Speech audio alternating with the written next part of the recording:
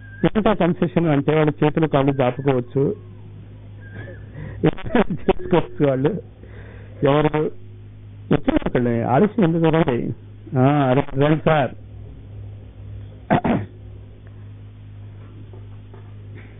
కాస్త అరేంజ్ కానీ కూర్చోటానికి ఏదైనా ఇటు వచ్చేయండి మాస్టారు. 11 రాళ్ళు రెడీ చేసిన్స్ కావాలి మాకు. వాటి లెక్క పెట్టాలి. అయితే కానీ ఆపాలి. ఆగు నాయన మాల లెక్క పెట్టకూడదు, అది ఆగుతాడు. ఇక్కడ మారుతారుగా, మారిన తర్వాత ఆయన 20 లెక్క పెట్టాలి. నేను మాలో లెక్క పెడుతూ ఉంటాడు. ఓపిక ఉన్నంతసేపు చేయండి, ఎంతసేపు ఓపిక ఉంటే అంత. నేర్చుకోదలుచుకుంటే మీరు కాస్త కార్యకర్తలకు హింట్ ఇచ్చి ఇంకొకళ్ళని మీ బదులు పెడతారు. ఇది చాపేది వెళ్ళి నేల మీద కూర్చోద్దాం, సరేనా? రైట్, తీసేయండి.